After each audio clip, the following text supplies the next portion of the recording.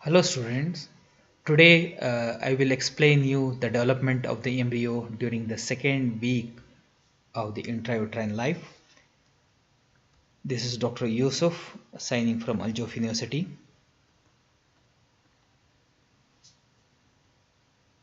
Today in this lecture I will try to cover two specific objectives. One is describe the formation of bilaminar embryonic disc, embryonic areas and the extra-embryonic coelom.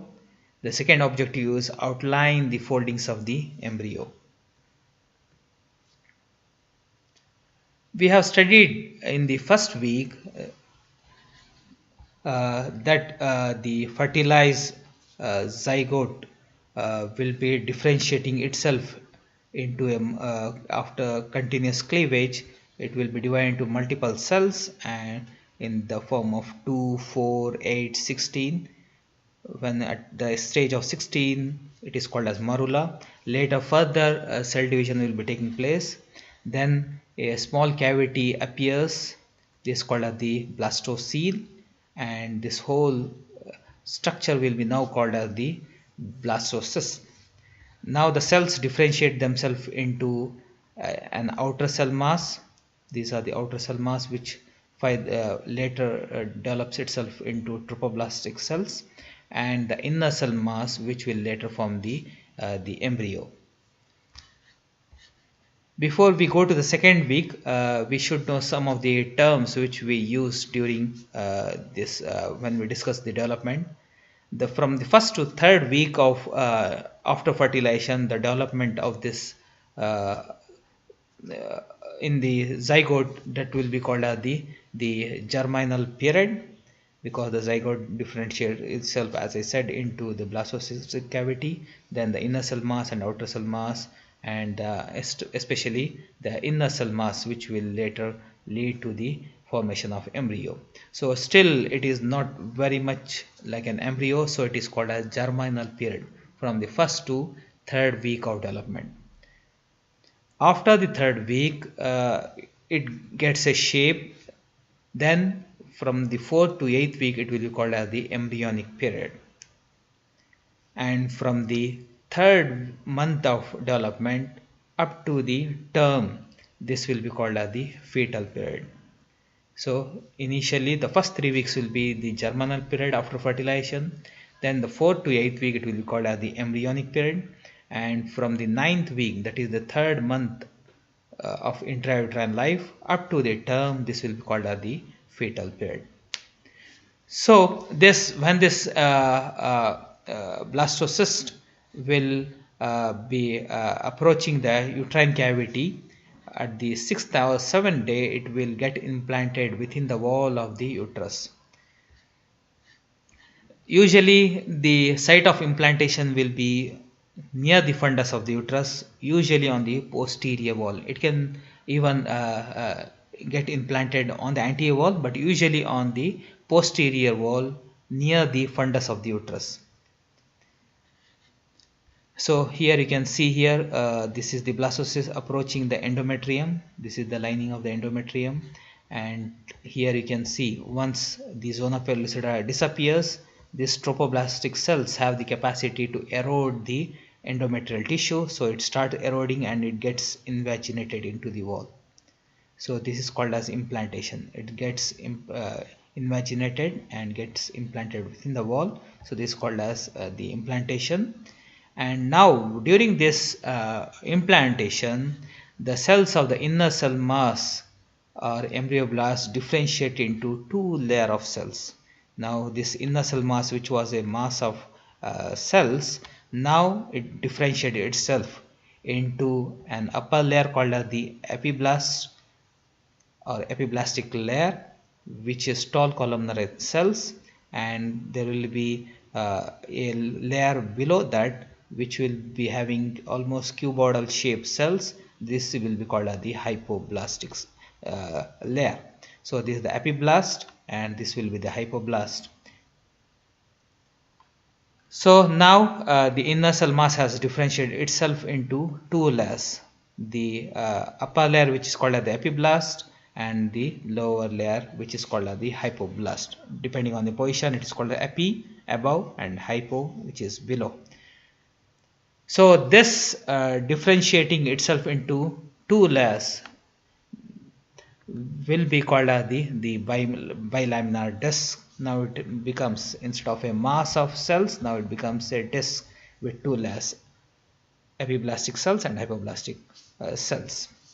By the 8th day, the trophoblastic cells covering the embryonic pole adhere to the endometrium and starts to proliferate rapidly. Now even these cells, which are the outer cell mass cells, which are trophoblastic cells, now they also start differentiating. Initially, we have discussed here there is differentiation of this inner cell mass into two layers, epiblastic layer as well as the hypoplastic layer.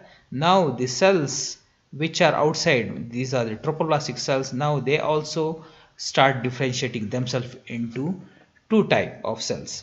One is called the inner Cyto-trophoblast and the outer Syncyo-trophoblast. If you can see in this picture, the inner Cyto-trophoblast, so this is the inner Cyto-trophoblast, and the outer, which is called as the Syncyo-trophoblast.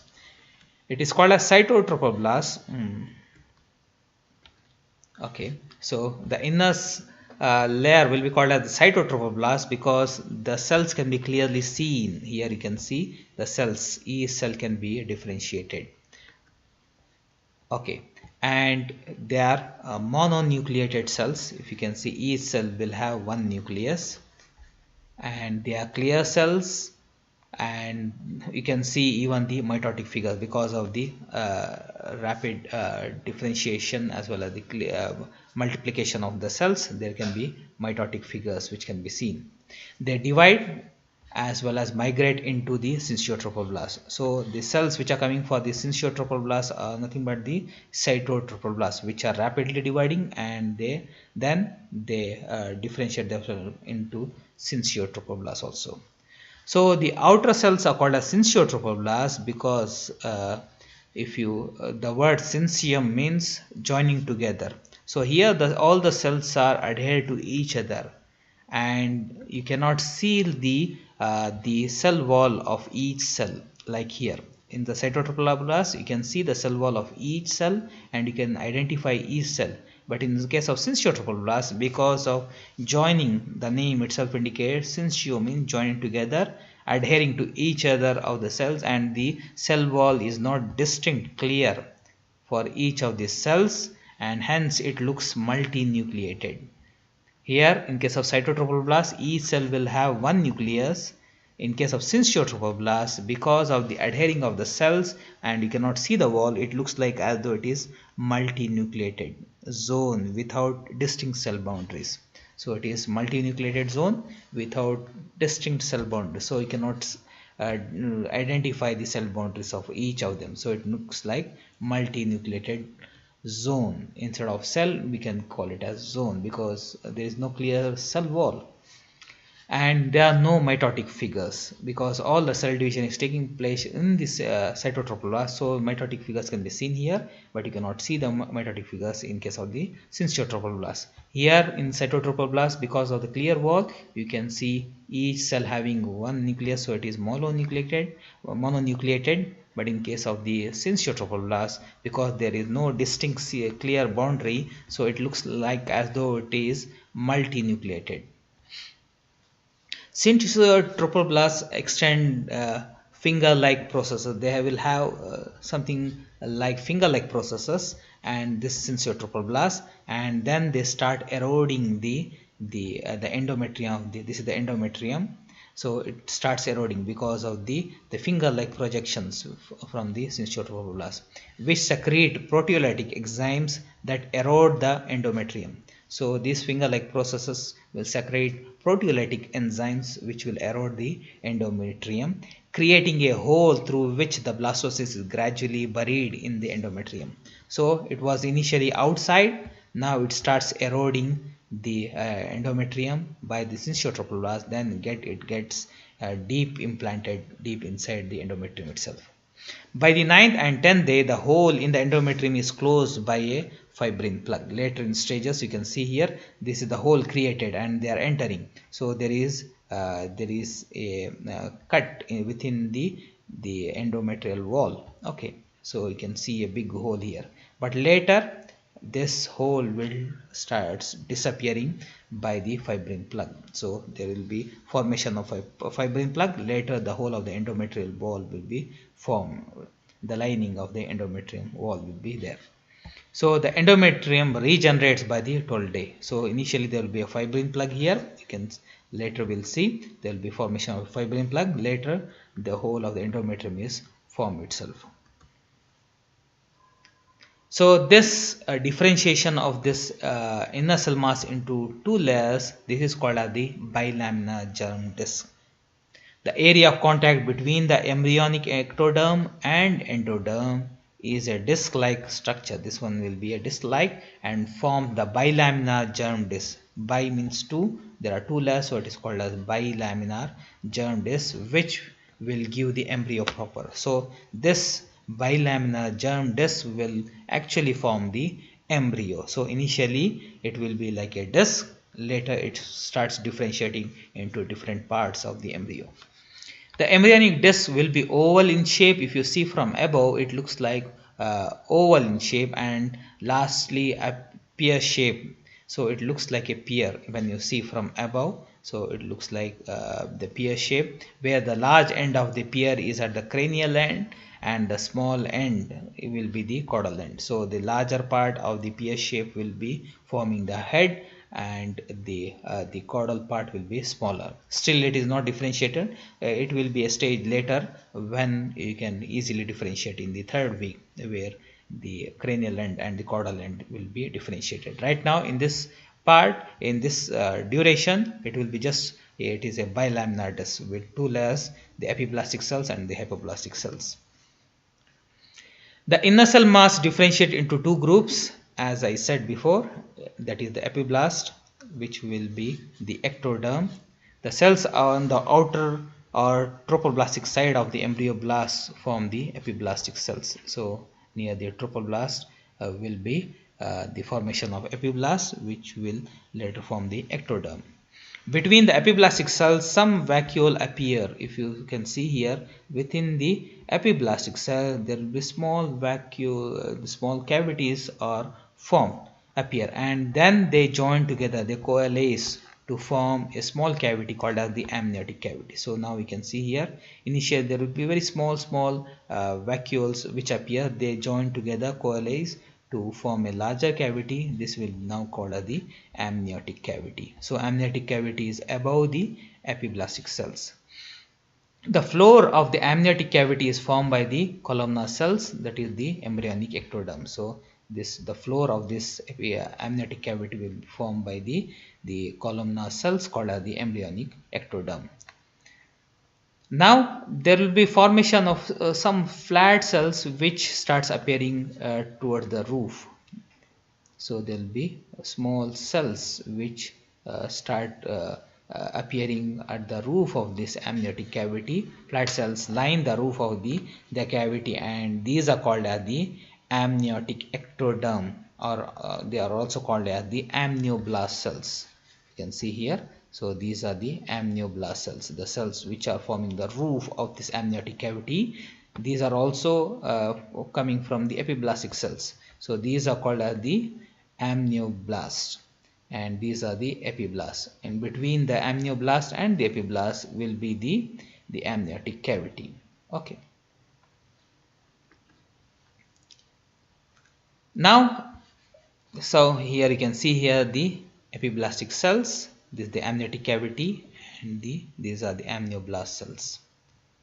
Now talking about the hypoplastic cells, which are the primitive endoderm, a layer of cuboidal cells facing the blastocele. Okay, so these are the cuboidal cells. The epiblastic cells are tall columnar cells, and the hypoplastic cells are cuboidal cells, and they are towards the blastocele. This cavity here, this is called as the blastocele. Here in this picture again you can see here this cavity here, this is called as the blastocele. So this hypoplastic cells are towards the blastocele. Okay. The blastocele becomes lined with a layer of flat mesothelial cells called as the excoelomic membrane. Now, after this, the hypoplastic cells also give a membrane which starts lining this blastocele. Okay, so this is called as the extracoelomic membrane. This is the extracoelomic membrane which lines the blastocele.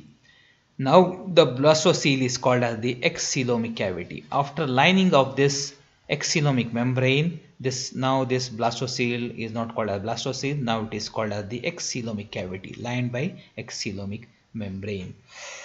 It is also called as the Hauser's membrane. Excoelomic membrane is also called as the Hauser's membrane.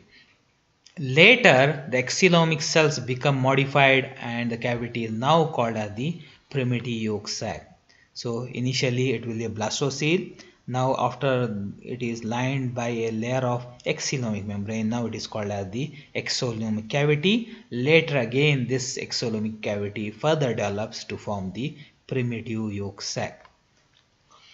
Later on, flat endodermal cells migrate round from the hypoblast to replace the degenerated mesothelial cells, forming a smaller cavity called as the secondary definitive yolk sac. Later we'll see how this primitive yolk sac will differentiate itself into a secondary or definitive yolk sac. Now the extra-embryonic mesoderm, something called as the extra-embryonic mesoderm will start appearing. Network of tissue appear between the trophoblastic cells externally to the amniotic cavity and the primitive yolk sac internally. If you can see here, so these are the trophoblastic cells. So just below the trophoblastic cells, you can see the formation of something called as the extra-embryonic mesoderm. Extra-embryonic mesoderm. So this starts appearing around the amniotic cavity as well as around the primitive yolk sac. So this is the primitive yolk sac, and now here it is the formation of the extra-embryonic mesoderm. Here there was no extra-embryonic mesoderm. So these are the trophoblastic cells, and this was the primitive yolk sac, and here this is the site where there will be appearance of the extra-embryonic mesoderm. So here now if you can see here, this is the cyto-trophoblast cells. Now this is the primitive yolk sac. In between there is formation of something called as the extra-embryonic mesoderm. Now within this extra-embryonic mesoderm there will be formation of small cavities again here in this part of the extra-embryonic mesoderm. Now this is called as the extra-embryonic coelom. So extra-embryonic coelom formation which starts appearing within the extra-embryonic mesoderm. Now these cavities are formed here. These are called as extra-embryonic coelom. These extra-embryonic coelom join together later. Okay, we will talk about that. So now when this extra-embryonic coelom is formed, now this extra-embryonic mesoderm is differentiated into two parts. A layer which is toward the primitive yolk sac. This is called as the extra-embryonic splanchnic mesoderm, or splanchnic part of the extra-embryonic mesoderm, which is also called as the visceral lining outside this yolk sac. Now the second layer which is toward the trophoblastic cell, this is called as the somatopleuric extra-embryonic mesoderm. Extra-embryonic mesoderm, somatopleuric, or somatopleuric extra-embryonic mesoderm. So now this extra-embryonic mesoderm, initially there will be single layer with the appearance of the extra-embryonic coelom. Now it is differentiated two layers. One layer which is lining the yolk sac, that will be called as splanchnic layer or visceral layer. The other layer which is lining the trophoblastic cells, that will be called as the somatopleuric. So this somatopleuric and splanchnopluric. So there will be formation of two layers.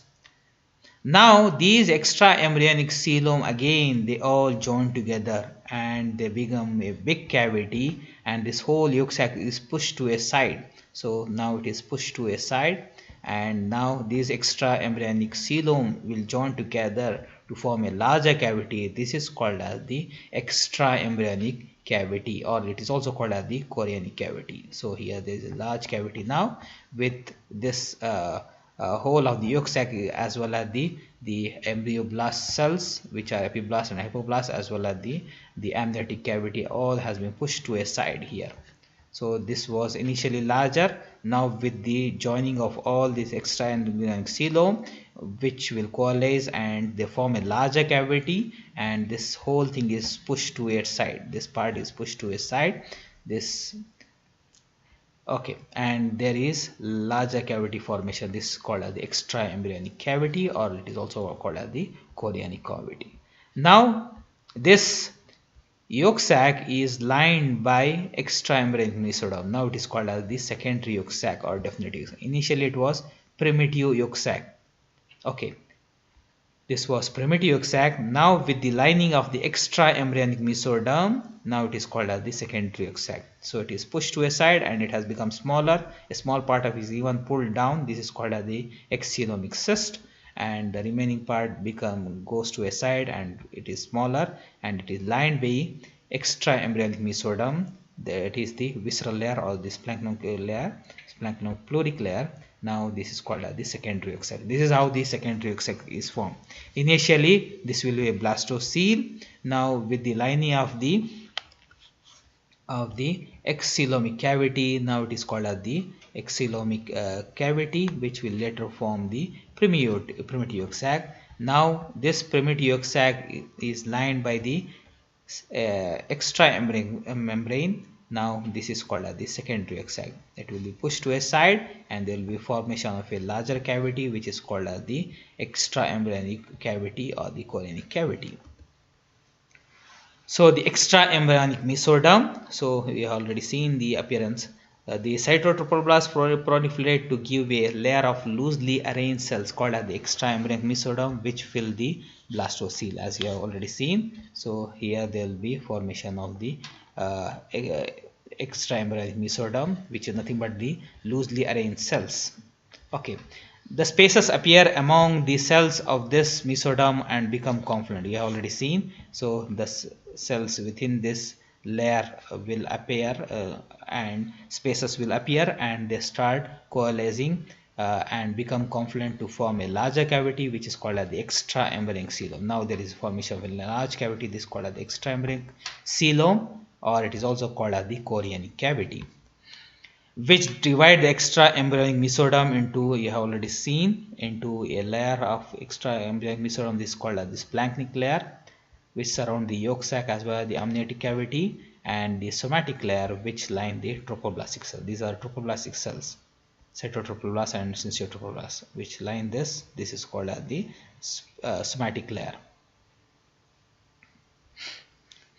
And now if you can see here, this whole of this cavity, now it is connected to the extra-embryonic mesoderm by something called as the connecting stalk. Connecting stalk, a connection between the amniotic cavity, you can see here, this is the amniotic cavity, and the Cyto-trophoblast. These are the Cyto-trophoblast. So the connection between the amniotic cavity and the Cyto-trophoblast with the help of the extra-embryonic mesoderm is called as the connecting stalk. So this is the connecting stalk, which will later lead to formation of something called as the umbilical cord.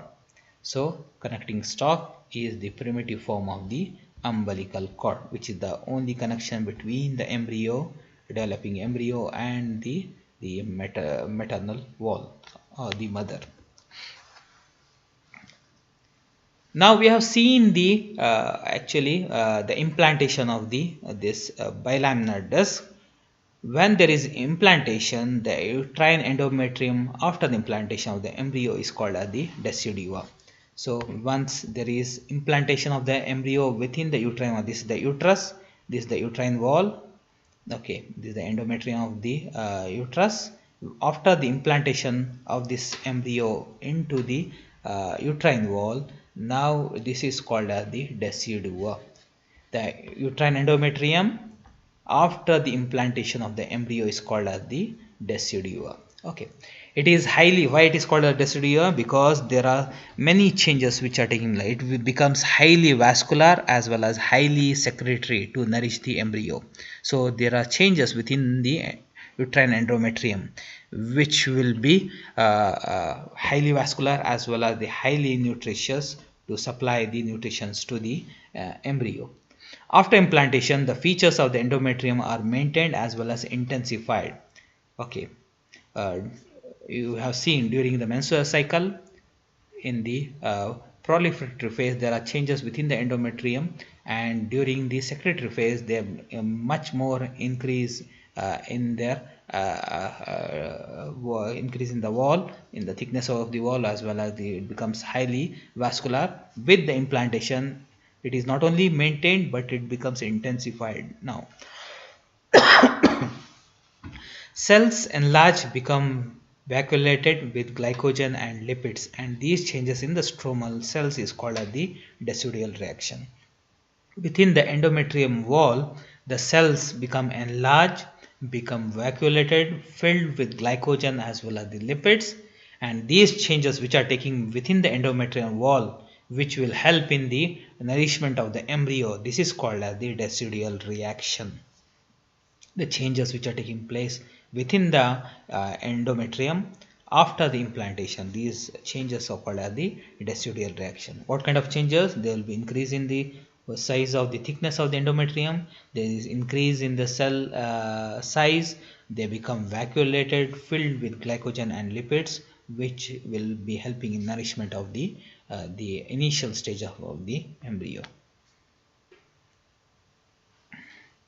This decidua, which is nothing but the endometrial wall after the implantation, is of three types or three parts. It is divided into three parts or three types. The part of the endometrium where the embryo is implanted, that is called as the decidua basalis. The part of the decidua at the embryonic pole. So where the embryo is implanted, where the placenta is to be formed. Later here there will be formation of the placenta. We will talk about that later when we discuss about the placenta. So this is the site where the future placenta will be formed. If you can see here, so this is the placenta already formed. So this part of the embryo, the endometrial wall, is called as the decidua basalis, where the embryo is implanted. That is called as the embryonic pole. The other side of, because now it is inside the endometrial wall, so a part of the endometrium is also lining the embryonic pole. Okay, so this part of the decidua at the embryonic pole, which is facing the uterine cavity, this part, this is the uterine cavity, so it is facing the uterine cavity. This part is called as the decidua capsularis, because it becomes a capsule like, it starts covering the whole of the embryo from outside. So this is called as the decidua capsula. This is the decidua basalis. This is called as decidua capsularis. The remaining part of the endometrium where there is the embryo is not implanted, that part of the uterine wall also shows changes. Endometrium of the other part of the uterus will be called as the decidua parietalis. Decidua parietalis. You can see here this picture, all have three have been mentioned. This is the decidua parietalis, where there is no embryo, and where it is implanted, that is called as the decidua basalis, and a part of the endometrium which is covering the embryo, this is called as the decidua capsularis. Later, as the embryo starts developing, as it becomes larger and larger, you can see the decidua parietalis as well as the basalis will come close, very close to each other, and they fuse, later fuse. You can see here, so they are totally fused. So the decidua capsularis and basalis will totally fuse, and this uterine cavity will be nowhere to be seen, because it is totally covered by the embryo itself. Now something about the chorion. So what is chorion? Chorion is the trophoblast with underlying extra-embryonic mesoderm. So if you can see here, so chorion is nothing but the trophoblast cells, that is Cyto-trophoblast as well as the Syncyo-trophoblast, along with the extra-embryonic mesoderm. So this whole thing will be called as the chorion. So the chorion is trophoblast, that is trophoblast means Cyto-trophoblast as well as the Syncyo-trophoblast, along with the extra embryonic mesoderm. This whole thing will be called as the chorion. Chorion is formed of Syncyo-trophoblast, the cyto-trophoblast and the outer layer of the extra-embryonic mesoderm. So you can see here, this is the Syncyo-trophoblast, this is the cyto-trophoblast and the extra-embryonic mesoderm. Together this is called as the chorion. It divides the mesoderm into outer and inner layers except a region called as the connecting stalk or body stalk, which later form the umbilical cord. The lateral will form the future umbilical cord. If you can see here, this extra-embryonic mesoderm, now it has been differentiated into an outer layer, this is the outer layer, and this will be inner layer. We have already discussed this is called as the splanchnic part or visceral part, and this is called as the somatic part. Okay. Now something called as the chorionic villi. Okay, so this chorion will differentiate later into something called as the chorionic villi. So this three layers, this the whole thing is the chorion, Syncyo-trophoblast, Cyto-trophoblast and extra-embryonic mesoderm. Now this become finger-like projection. So this is called as the chorionic villi. The Syncyo-trophoblast is divided into finger-like chorionic villi, which are primitive and invade the decidua. So initially they will be primitive, so they become finger-like projections with the cyto-trophoblast, Syncyo-trophoblast as well as the extra-embryonic mesoderm. So this will be called as the primitive chorionic villi or primary chorionic villi. Now as they start eroding the endometrial wall deep inside, vacuoles appear in the Syncyo-trophoblast. If you can see here, small vacuoles appear which join with each other to form lacunae, something called as larger cavities. These are called as lacunae. These are called as trophoblastic lacunae. So these are nothing but the spaces which are appearing within the Syncyo-trophoblast. Initially Syncyo-trophoblast will be a thick layer, and as it starts eroding and going deep inside, there will be formation of small cavities. These are small vacuoles which later coalesce, join together to form the lacunae, and that become confluent and form the intervillous pieces. These lacunae again join together to form larger cavities. These will be called as the intervillous spaces later. So we have seen the formation of the primary villi here with the Syncyo-trophoblast, Cyto-trophoblast as well as extra-embryonic mesoderm. These villi erode the decidual blood vessels. Now as these villi, primitive villi or the primary villi start eroding, they here around this, as I said, the endometrial wall or the decidual wall is highly vascular, so there are a lot of vessels. So as it starts eroding, so it erodes even the blood vessels. Now the blood vessels start opening into these intervillous spaces. Now these intervillous spaces are filled with blood. The villi erode the decidual blood vessels, forming lacunae in the intervillous space, and they are filled with maternal blood. Lot of this blood which is coming from the uterine wall, this is the maternal blood. So this maternal blood is filled into the intervillous space. That helps in the nourishment of the embryo by the diffusion. Later in the stages, now it will start diffusing, and it will be supplying the nutrition to the embryo. Still there is no connection between the embryo and there are no direct blood vessels supplying the embryo. So still it has to diffuse and then it supply the embryo. Okay, so these are the intervillous spaces which are formed by the appearance of small vacuoles here within the Syncyo-trophoblast, which later join to form the lacunae, and these lacunae join later to form the intervillous space. These Syncyo-trophoblast start eroding the blood vessels which are surrounding, and the eroded blood vessels start opening into this intervillous spaces. Now uteroplacental circulation will begin, and still there is no direct connection, so still the blood as well as the nutrition has to diffuse through this intervillous space to the embryo. So these are some of the changes which are taking place during the second week of development. So to summarize once again, so what are the changes which are taking place during different days? We'll start from the 8th day of development up to 7th day, that is the first week. Now with the second week of development on the 8th day, so there will be differentiation of the outer cell mass into trophoblastic cells, So these are the outer trophoblastic cells. Again, to summarize, we'll be differentiating into cyto-trophoblasts, which are clear cells, and the Syncyo-trophoblast, which are unclear cells. Okay. Then differentiation of the inner cell mass into epiblastic cells as well as the hypoblastic cells. So the inner cell mass differentiate into two layers, epiblastic as well as hypoblastic, as well as the outer cell mass will also differentiate into Syncyo-trophoblast as well as the Cyto-trophoblast on the 8th day. And with the appearance of small vacuoles within the epiblastic cells, and which later join to form a small cavity, this will be called as the amniotic cavity. All these changes will be taking place on the 8th day of development.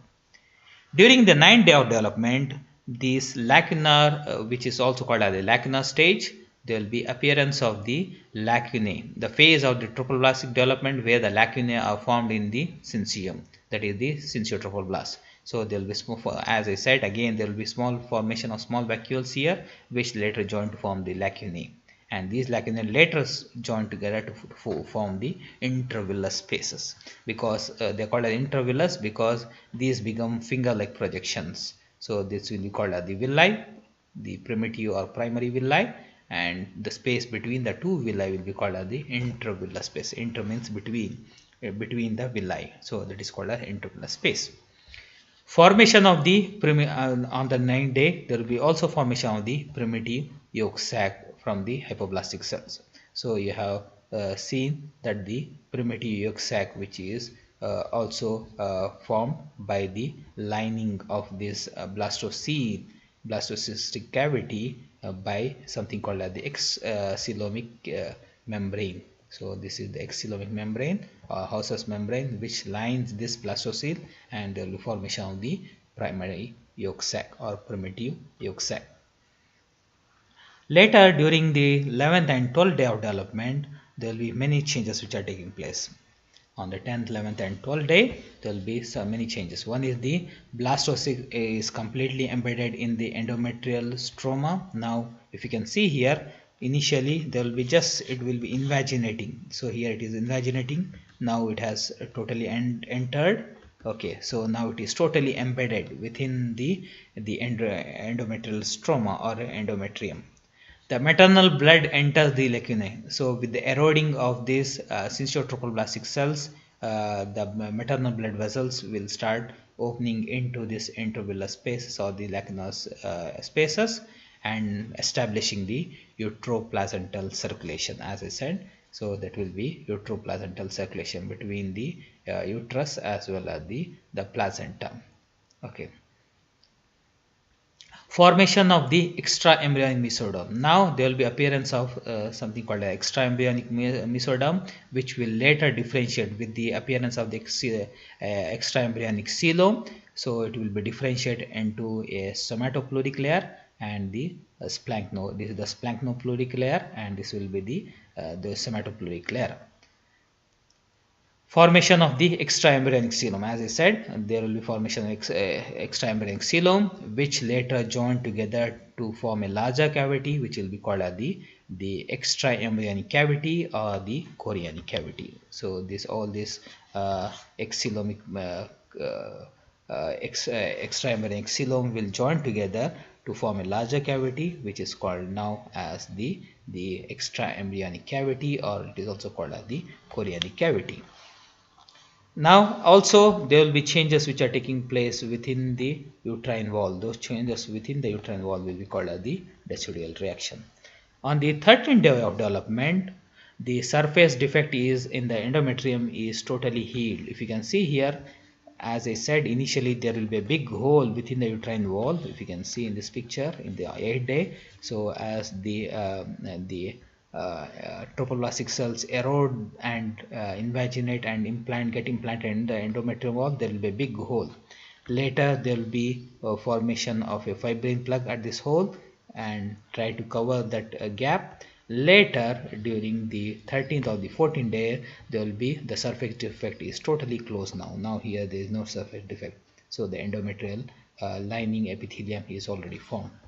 So here there is fibrin plug. Now this fibrin plug is replaced by the lining epithelium. So the surface defect is totally healed. Then there will be formation of the primary villi. So these are the primary villi. Now there is something formation, something called as the primary villi with the Syncyo-trophoblast, Cyto-trophoblast as well as the extra-embryonic mesoderm. Then the formation of the secondary or definite yolk sac. As I said, the primary yolk sac, here it is primary yolk sac lined by the extra-embryonic mesoderm. Now with the coalescence of the joining of the extra-embryonic coelom, there will be a larger cavity formation. This is called as the extra-embryonic cavity, and this whole thing has been pushed to a side. So this whole structure has been pushed to a side. The amniotic cavity, the bilaminar disc layer, as well as the primitive yolk sac will be pushed to a side. So it will be pushed to a side, and now this is lined by extra-embryonic mesoderm. Now this is called as the secondary yolk sac. Secondary yolk sac will be lined by the extra-embryonic mesoderm. So this now it is called as the definite yolk sac or the secondary yolk sac, and here you can see the bilaminar disc, and here you can see the amniotic cavity. Whole thing is lined by the extra-embryonic membrane, which will be the splanchnopleury, or it is also called as visceral. And here this is the somatopleuric extra-embryonic mesoderm. Here you can see this is also called as the chorionic plate. Now a small quantity of this primary yolk sac after the formation of secondary yolk sac is also pulled outside into the chorionic cavity. This is called as the excoelomic cyst. So it is nothing but a part of the primary yolk sac. Now it has differentiated itself into secondary yolk sac. So all these are the changes which will be taking place during the second week of development. So initially there will be differentiation of the inner cell mass into epiblast and hypoblast, and there is also differentiation of the outer cells into the trophoblastic Syncyo-trophoblast as well as Cyto-trophoblast. Then there will be formation of the primary yolk sac, then it changes into secondary yolk sac. Then there will be also changes taking place within the Syncyo-trophoblast with the appearance of the vacuoles, which will later actually flooded with the maternal blood, with the eroding of the maternal blood vessels. So these are all the changes which will be taking place during the second week of development. So if you have any doubts regarding this, you can definitely write to me and I will try to answer. Okay, thank you very much.